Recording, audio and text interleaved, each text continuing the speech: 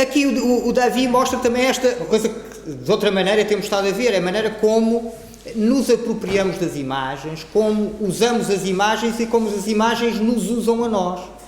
Basicamente é isso que temos estado a ver. O que temos aqui é o Marat, do Davi, do pintor Davi, e que é um pintor da Revolução, é um homem que está com a Revolução Francesa, está com até as correntes mais radicais, é muito amigo do Marat, e ele faz este quadro em que basicamente mostra, o que parece fazer é isto, eu não estou a fazer propaganda, é a melhor das propagandas, eu não estou a fazer propaganda, eu estou-vos a mostrar um facto.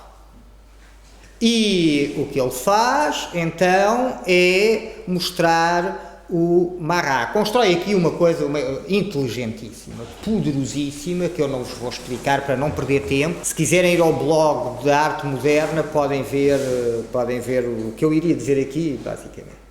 Tenho lá uma entrada sobre isso. É muito engraçado o que ele faz aqui. Basicamente, o Marat foi assassinado por uma senhora que diz que está farta da violência, da revolução, não é?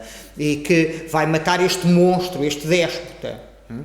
E que deixa até um testamento, que é conhecido, um testamento político, digamos assim, em que ela explica porque é que fez aquilo, e que entra lá dizendo que, com um papelinho, que diz ao Sr. Marat, eu sei que você é o amigo das viúvas e dos órfãos e de todos os desvalidos, faça lá o favor de me receber porque eu venho aqui, tá bom. O que ele põe é a carta da assassina, onde diz que vai lá fazer uma coisa que não vai, portanto é uma mentirosa, não é? O que é verdade é a imagem.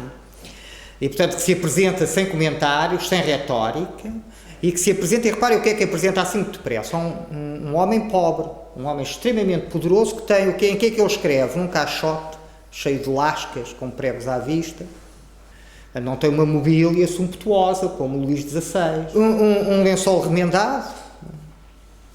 Bom, ele está no banho, ele tinha uma doença de pele cujo a água morna aliviava, então está a escrever, e estava a escrever precisamente, provavelmente, já não me lembro, isso também se consegue ver, e eu acho que digo lá na entrada, mas já não me lembro, até se calhar a dizer, sim senhor, ajuda lá aos órfãos, não é? Portanto, esta alma boa, daqui não é o tirano sanguinolento que guilhotinou, percebem? Da Charlotte Corday, que é para a assassina, não é? Que é para a Charlotte Corday. É o amigo do povo, é o homem que exerceu todo o seu poder sem ser em benefício dele. Mas há um último truque nesta imagem, que é claramente crística. Lá está ele, é o Cristo deposto no sepulcro, sobre o Santo Sudário, com o braço direito caindo, não é? Como vimos no Tiziano e no Caravaggio, e podíamos ter visto noutro. E, portanto, é o aproveitamento laico de modelos de pintura que foram utilizados não para a propaganda revolucionária, mas para a propaganda religiosa. E mesmo quando era a propaganda política onde a religião estava misturada. Portanto, é esta utilização de estratégias, de imagens, de mecanismos que vêm da pintura religiosa e que transitam para o mundo laico, não é? Para a propaganda política. E, portanto, outra vez a utilização de uma imagem. Agora, vamos ver tudo outra vez. Estão a ver, e lá vamos nós aqui ao Bayard. Não é? O Bayard é também uma espécie de Cristo morto, de mártir da fotografia.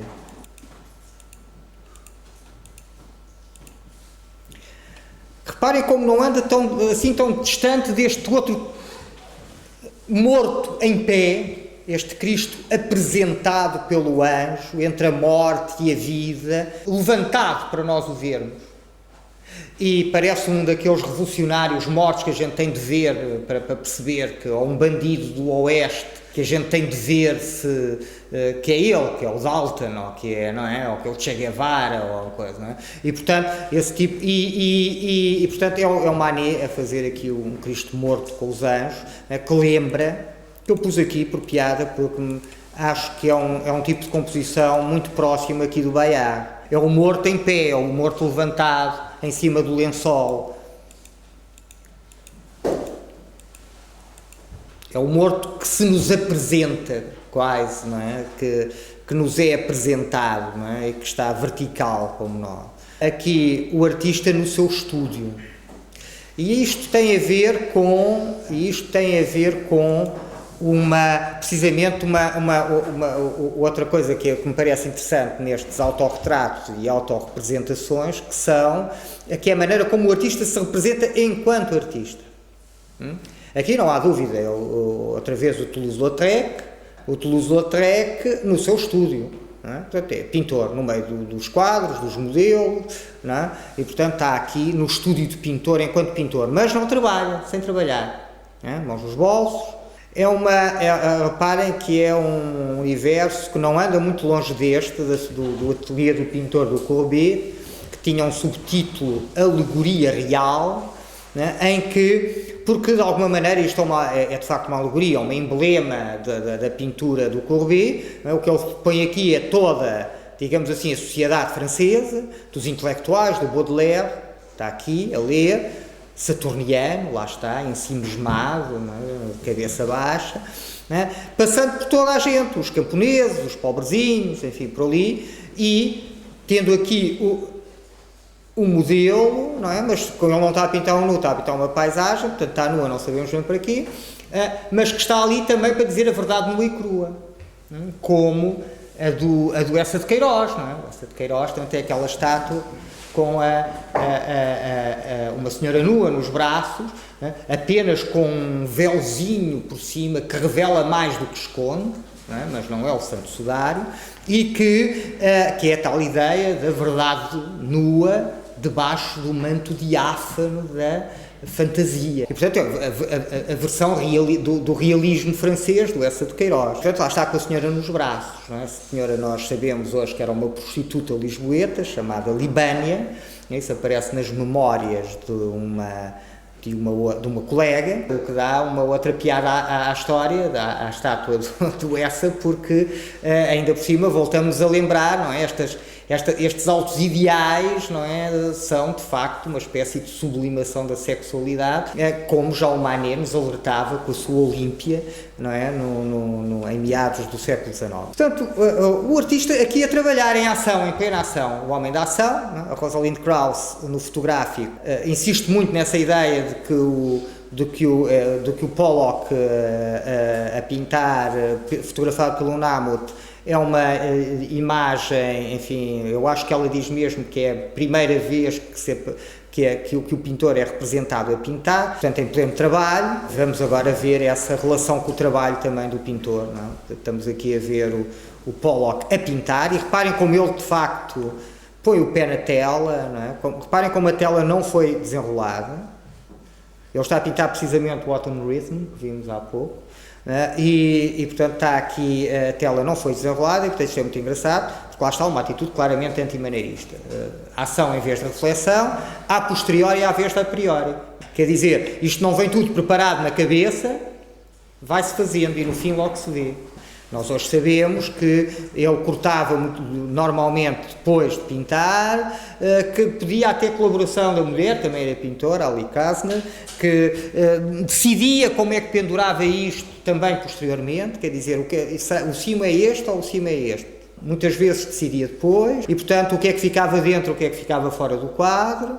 Bom, e aqui estamos a ver o Lúcio Fontana também numa relação com a tela, não é? Mas uma relação com a tela onde ele já não passa necessariamente por pintar, não quer dizer que não pinte também, mas passa sobretudo por rasgar a tela, que é muito engraçado se virem, porque nós aqui estamos a ver o Pollock claramente assumir a tela como um limite, assumir a tela como um sítio para onde se atiram coisas. Eu diria que isso vem da Olímpia, não é? Como emblema, evidentemente, como emblema. Vem da Olímpia, porque a Olímpia assume muito claramente essa bidimensionalidade, muito claramente, talvez não, mas assume uma certa timidez da profundidade. E, portanto, começa a haver ali uma exigência de assumir a tela bidimensional mais como um limite do que como uma janela que se ultrapassa, que se fura, por onde se pode passar. Aqui não é? Aqui é claramente um limite, ele joga com esse limite, Aliás, vejam como o Pollock pinta, não é? O Pollock pinta não a atirar com baldes de tinta, mas normalmente para cima da tela, mas normalmente com um pincel seco ou um pau, um pincel estragado, não é? Mete ali na tinta e depois deixa pingar. É dentro de uma gama de descontrole, é bastante controlado, se virem bem. Ele consegue desenhar com este dripping, não é? O dripping do Pollock é muito controlado, apesar de tudo. E porquê também? Porque a tela está no chão. Porque se vocês virem, por exemplo, o Gorky, os quadros do Gorky normalmente escorrem, porque ele pinta na vertical. Se vocês atirarem tinta com muito ou pouco cuidado para uma tela na vertical, a força da gravidade puxa-os para baixo. Aqui puxa-os para baixo e eles ficam no mesmo lugar porque a tela está na horizontal. Portanto, há um maior controle e o Pollock tem um ar, portanto, muito mais duro, muito mais rigoroso do que aquela fluidez, não é, escorregadia do Achille Gorky. Aqui a tela é de tal maneira um limite que é furada. Agora já não é furada numa ficção do olhar, em que o olhar consegue entrar para dentro da tela e consegue perder-se num espaço em profundidade. Agora é literalmente furado. Isto é uma espécie de... Aquilo que a perspectiva fazia a fingir, o Fontana faz a sério, não é? Rasga a tela, abre buracos na tela. Aqui temos o Yves Klein a fazer as suas antropometria, que passa precisamente, que é muito interessante, aliás, se virem bem, muito engraçado, numa série de aspectos, porque, por um lado, ele é o maestro, é o intelectual, e elas são os pincéis, não é? Portanto, as senhoras borram-se de tinta e rebolam-se ali pela tela. Mas, por outro lado, ele assume aquilo que o Pollock não assumiu, que é o lado, mas que lhe foi reconhecido pelas fotografias do Namo e depois pela crítica, nomeadamente pelo Rosenberg, com os pintores da ação, os action painters, e que é o lado performativo de pintar. Porque reparem, o que acontece, a imagem é muito má, mas o que acontece é que aqui, ao contrário do Pollock, pinta em privado e nem sequer gosta que o fotografem. As primeiras fotografias que tinham feito ele a pintar, é tudo mentira. Ele a fingir que pinta. Está ali, deixa aqui um bocadinho de tinta e aquilo não segue. Não é? Ele ali está a pintar, o Autumn Rhythm está mesmo a pintar e o Autumn Rhythm vai continuar. E portanto para o Namut, ele com o Namut abriu-se, digamos assim. Aceitou o Namut, deixou lá estar, conseguiu fazer a sua coisa. Apesar de tudo, uma atividade privada. Aqui não. Aqui o que nós temos é uma atividade pública, não é? Portanto, ele torna o ato de pintar, por um lado, irrelevante, não é? Nem sequer é ele que pinta, não é? São os pincéis, os seus pincéis humanos que andam ali a rebolar-se por cima da tela, e, por outro lado, faz da pintura uma atividade espetacular, que merece ser vista.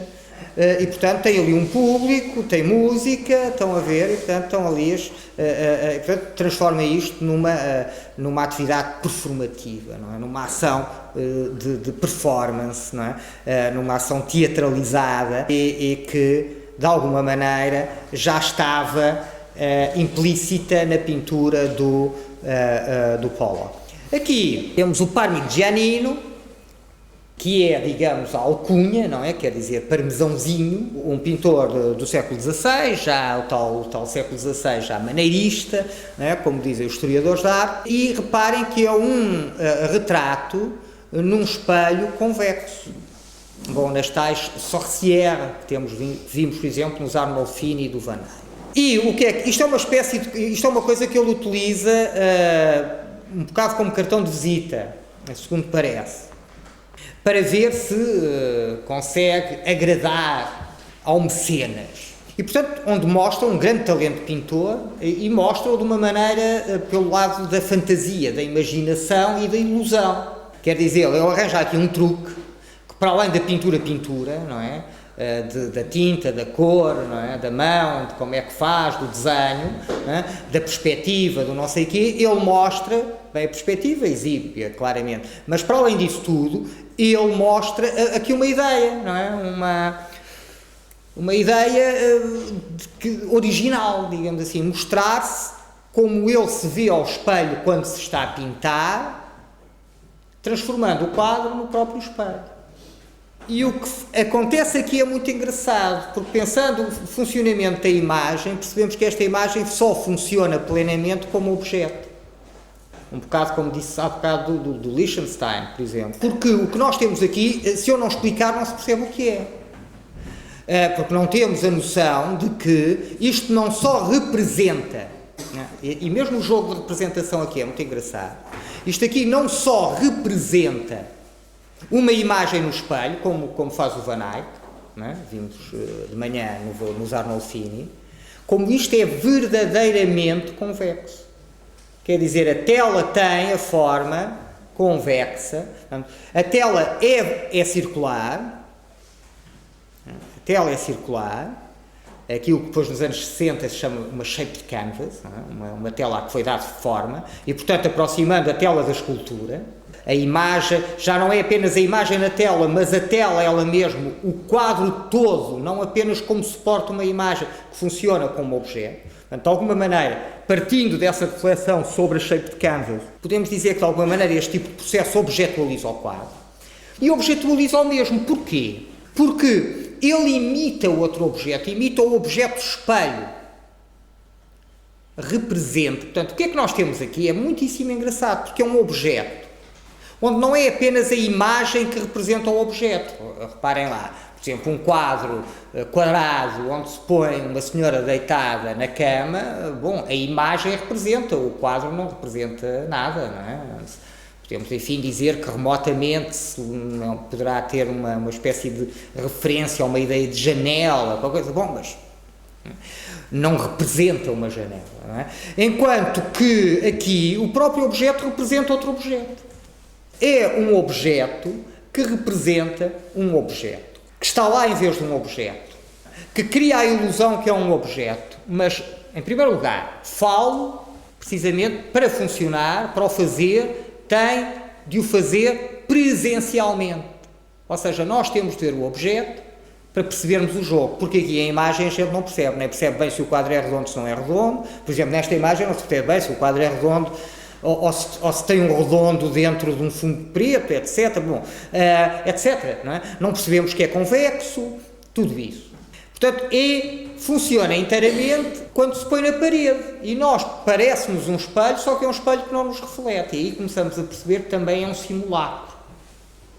Naquele sentido do simulacro como uma mentira, como uma ilusão mentirosa. Parece que, ou seja, se quiserem agora, parece que nos conduz ao espelho, e portanto que é uma boa cópia do espelho, é uma cópia quase perfeita do espelho, mas depois tem uma mentira enorme.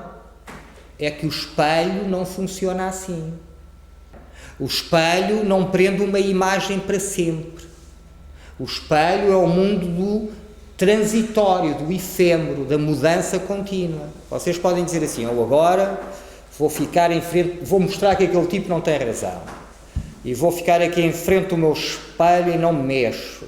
Não se passa nada. Vamos lá ver se ele agarra ou não agarra a imagem. Não é? Se for eu, amanhã já tenho barba, não é? Se for uma rapariga, se calhar tem o cabelo mais comprido. Não é? E isto admitindo que somos capazes de ficar parados em frente. Não é impossível. Nós não paramos de mudar. E é evidente, se ficarmos ali uns anos, vamos envelhecer em frente do espelho. E não há espelho que nos valha. E, portanto, a grande mentira é que o espelho não faz isto. E a grande mentira é uma mentira em honra da pintura. É que o espelho não faz isso, mas a pintura faz.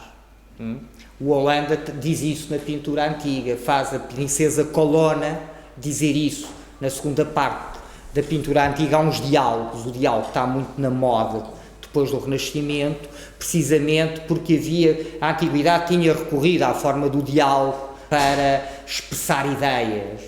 O banquete do Platão, por exemplo, não é? Punha-se um tipo, dizia uma coisa, o outro dizia outra e, no fim, não é? A gente percebia o raciocínio. Ora, o que acontece é que nesse diálogo, que nós não sabemos até que ponto aconteceu ou não aconteceu, provavelmente não, o Francisco de Holanda põe a princesa Colonna a dizer que ela diz uma coisa deste género: ao que morre dá vida muitos anos. Portanto, a pintura, mesmo depois de morto, mantém a nossa imagem viva muitos anos. Ao que está longe, torna-o próximo. Isto é o que faz a pintura, isto é o que faz as imagens, mas não as imagens no espelho. Portanto, este objeto, que é um objeto muito interessante, voltamos a vê-lo aqui citado, agora nos anos 60, pelo Michelangelo Pistoletto, numa coisa que é claramente faz referência claramente ao Parmigianino, até porque, reparem, ele não diz pura e simplesmente autorretrato ou qualquer coisa, diz retrato de gentiluomo do século XX. Claramente há a ideia do pintor cavalheiro do século XVI. Este é o pintor cavalheiro do século XX. A obra é esta agora, não se enganem, a obra é esta. E o que nós temos aqui é o Michelangelo Pistoletto em 1962.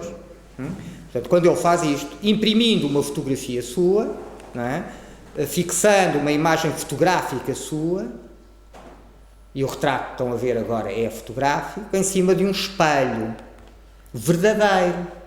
E, portanto, este espelho modifica a obra formalmente a cada observação. Se sou eu, se é outra pessoa, a obra muda porque nós refletimos lá também. Se sou eu com uma camisa vermelha ou sou eu com uma camisa branca, também já estou a mudar a composição da imagem. O que é muito engraçado nesta fotografia de 1984 é que o próprio Michelangelo Pistoletto aparece em frente do espelho, com menos cabelo, com a barba mais branca, enfim, envelhecido. Portanto, mostrando que o espelho não pode agarrar a imagem. O espelho não faz isso é o grande simulacro do Parmigianino. Continuamos a ver pintores a trabalhar em autorretrato. Um jovem Rembrandt frente a uma enorme tela de costas, uma imagem poderosíssima, quase que aterrado, perplexo perante ela, como se não soubesse o que havia de lhe fazer. Ele lá longe, pequenino, e a tela enorme ocupa o primeiro plano, só que está de costas. Portanto, nós temos de adivinhar o que é que lá está. Já está alguma coisa, está em branco, falta só um bocadinho, não está feito muito pouco, não saber. O Vermeer fazendo aqui uma alegoria da pintura, em que ele põe um pintor vestido de uma maneira que, segundo os especialistas, já não é há século XVII, é mais há século XV ou XVI, não é? Um bocado como pegar os grandes mestres, o Leonardo, o Miguel Ângelo, os grandes mestres da pintura, e depois está a pintar uma rapariga que finge que é a musa da pintura. E, portanto, ele está aqui a pintá-la. Está no ato de pintar, como vê, o Pollock não é o único pintor a pintar. Claro que isto não é um autorretrato. O outro também não é um autorretrato, mas é um retrato de um pintor. De qualquer maneira, temos aqui um pintor a pintar. Vamos ver mais pintores a pintar. Bom, por exemplo, o Velázquez. O Velázquez não está a pintar, está precisamente a dar razão à Rosalind Krauss, porque ele não está a pintar, pinta-se a ele mesmo num momento de reflexão. Portanto, lá está o pintor intelectual. Ver o pintor pintar não interessa muito, estão a ver? Há ali um lado que é um lado de métier, é um lado de ofício, é um lado de oficina, não interessa muito. Não prestigia a pintura. Por exemplo, o Rembrandt, quando se começavam a chegar, diz a lenda, quando se começavam a chegar muito perto da pintura, do quadro, ele dizia, pá, anda lá para trás um bocadinho que isso aí cheira muito mal, cheira muito a óleo. Porque senão, chegamos ao pé e percebemos que a pintura, uma pintura como a do Rembrandt, é uma pintura que parece extremamente minuciosa, cheia de pormenores, vista de longe, e quando chegamos lá ao pé, os pormenores não existem. Os pormenores são pinceladas, são marcas do pincel. E, portanto, não vemos melhor aquilo que não víamos de longe, vemos pior. E, portanto, não, calma aí, portanto, não vais desmascarar a pintura. Portanto, temos aqui este lado do pintor que monta o seu espetáculo e que não quer que lhe vejam os bastidores e que, neste sentido, pelo menos, já viram que de alguma maneira, enfim, pelo menos as costas da tela lá estão, e o pintor, portanto, se mostra num momento de reflexão. O mais importante do seu trabalho é a reflexão, o momento em que ele para e pensa, espera lá, o que é que eu vou fazer? Ou seja, não é um Pollock, não é um tipo que faz urgentemente, que faz o que tem a fazer, que faz sem pensar. É um tipo que, antes de cada pincelada, pensa. Estão a ver? E isso contribui para o estatuto do pintor. É um quadro fabuloso, nunca será demais dizê-lo, mas reparem numa coisa que agora nos interessa muito, que é isto. A tela de costas. Isto para já é um jogo interessantíssimo e lindíssimo entre o quadro que vemos de frente, que é um grande quadro, um quadro muito grande, e o quadro que vemos de costas. É como se víssemos a frente e o verso do mesmo quadro. Não é? Uma impossibilidade. É como se víssemos o quadro feito e o quadro a fazer. De alguma maneira, o quadro de costas pode ser as meninas. Há uma série de coisas aqui, parece sim, ok? Pode ser as meninas. Portanto, é um quadro grande, como as meninas. De costas, mas há aí outra coisa interessante neste quadro, é que este quadro, a leitura menos aventurosa, mas uma leitura que é uma leitura importante, que é preciso sempre meter nas leituras das meninas, é que há aqui uma coisa que já conhecemos, que é um elogio da pintura. E que é a pintura, e até uma reflexão sobre a pintura que é espelho, está aqui o espelho refletindo os reis de Espanha, a pintura que é janela, a pintura que é luz e sombra, não é? Mas a pintura também, que para além de ser janela e espelho, é um pano esticado em cima de uma armação de madeira, portanto que se revela como na materialidade e, se quiserem, na verdade do seu suporte. E isto é muito giro dizer vindo do Pollock, porque no Pollock já estamos no fim desse caminho. Aqui ele mostra as costas da tela, mostra que a tela é um limite. É um bocado como se dissesse, vejam as maravilhas que se conseguem fazer em cima disto. Olhem para isto e olhem para isto. Vejam lá em que é que um bom pintor consegue transformar este lençol. Bom, no Pollock já estamos num lençol que se estende no chão, pronto para receber matéria lá em cima. Nem sequer numa posição digna, mas numa posição indigna, sórdida. Ou seja, no chão, onde pomos os pés, para onde atiramos o lixo, e que não é vertical. Reparem que para nós vertical tem até um sentido ético, não é? Quando dizemos aquele tipo é vertical. Não nos passa pela cabeça nem ninguém dizer que o gajo é horizontal, não é? Fica tudo a pensar, o quê? Não deve ser bom, é o quê? Preguiçoso? O que é que ele é? Não se percebe. Bom, e portanto reparem, há muito e sobretudo na cultura ocidental, o homem vertical, não é? Que domina um espaço que é um espaço de conquista. E os filmes de cowboys ainda são assim, não é? Aquela coisa, são sempre... Aliás, o Howard Hawks diz isso quando lhe perguntam como é que eu como é que faz os filmes e tal coisa, ele diz: isto é muito simples, eu ponho a câmara à altura do olhar. O Masaccio podia dizer a mesma coisa, não é? Eu ponho o ponto de fuga à altura do olhar. O Homo erectus, por exemplo, na evolução dos hominídeos há um Homo erectus. O Homo erectus fez uma data de coisas mais interessantes, tem uma data de coisas mais interessantes do que ser erectus, não é? Do que ser vertical, começar por pôr-se em pé. Pois, mas nós damos tanta importância à verticalidade que lhe chamamos de erectus. Esta importância da verticalidade, até lá aqui ainda está em pé, no Pollock já está no chão. E pronta para receber lixo. Cá está, outra vez, a Artemisia Gentileschi a pintar-se ela própria como alegoria da pintura. Ou aqui a Sofonisba Anguissola, uma pintora também ali do final do século XVI, que está a pintar a Virgem, como o São Lucas, não é? Mostrando aqui uma pintura, mas está a pintar. É evidente que não está bem a pintar porque olha para nós. E, portanto, é difícil pintar sem olhar para o quadro, não é? Acho eu, que não sou pintor. Mas com a mão apoiada, não é? Portanto, com muita precisão, mas olha para nós, mas está a pintar. E aqui uma coisa extraordinária, não é? Da Sofonisba, que é o Bernardino Campi pintando a Sofonisba Anguissola, ou seja, o seu professor, um dos seus professores de pintura, a pintá-la. Mas quem pinta o pintor a pintar é a pintada.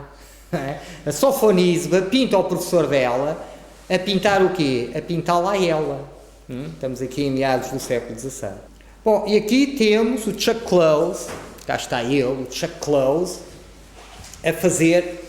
a mostrar-nos uma coisa que já sabemos, que a imagem fotográfica é iniludível, que não se pode iludir a imagem fotográfica. A imagem fotográfica se reconhece sempre como se reconhece um urinol.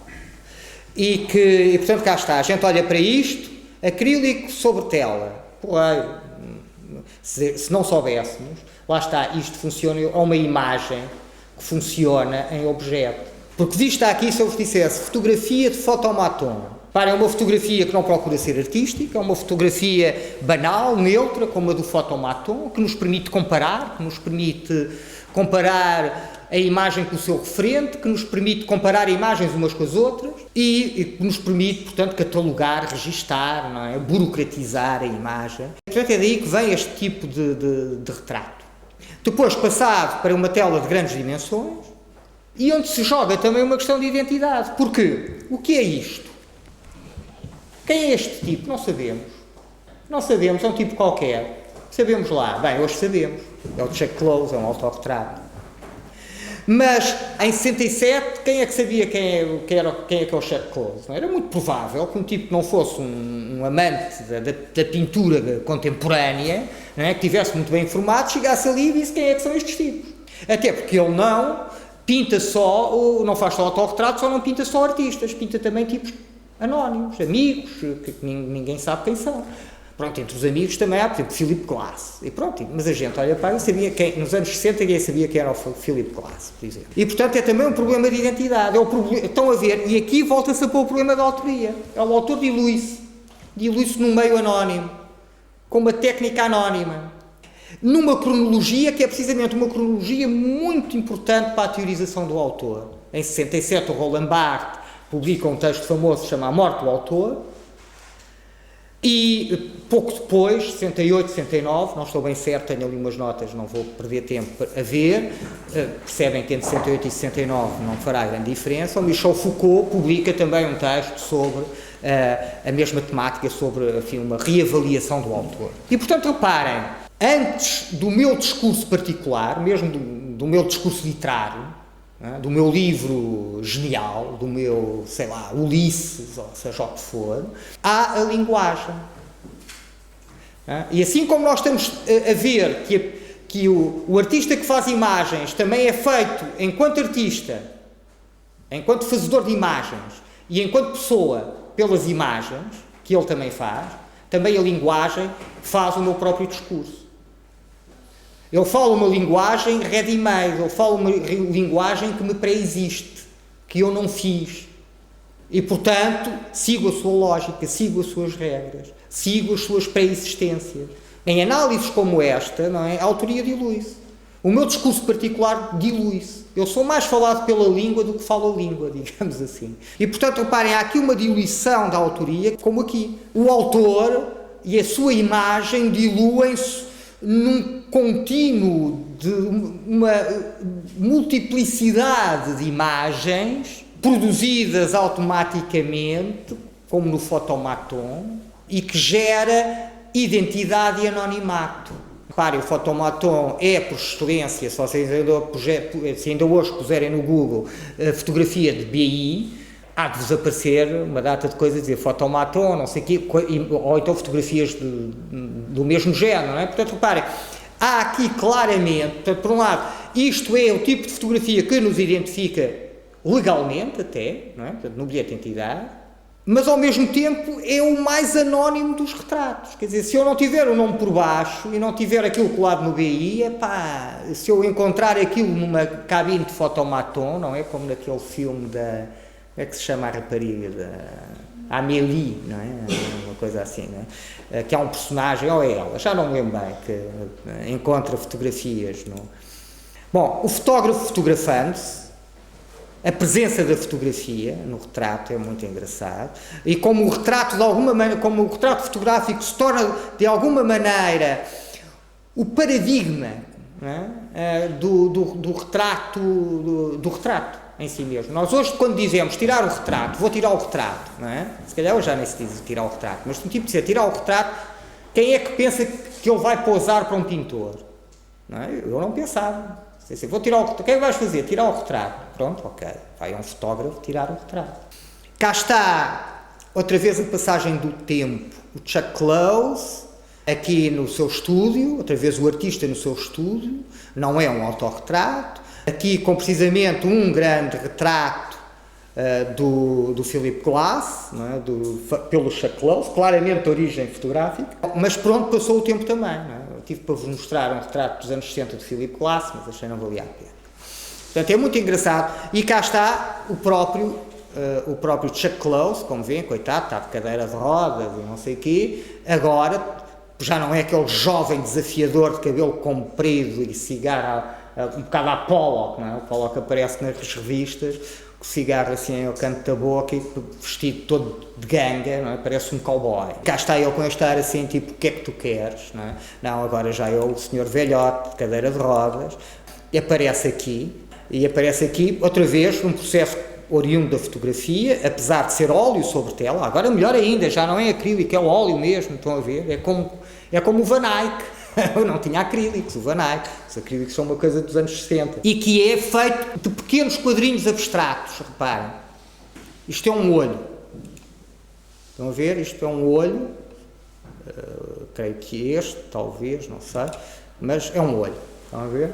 Feito de bocadinhos. Cá está ele, o tempo que passa, como no pistoleto, outra vez. Um tipo de atitude, precisamente, um trabalho próximo, não é? Um trabalho próximo do Chuck Close, mas com uma reviravolta crítica. É uma espécie de dar, o que faz o Luc Delayet, é dar identidade aos anónimos. Às massas anónimas. Não é? Isso é um tema muito interessante também na fotografia. Nós encontramos isso em Portugal no trabalho do Benoliel logo a seguir à Revolução Republicana e é muito engraçado ver as massas ganharem protagonismo e ganharem rosto. É muito engraçado.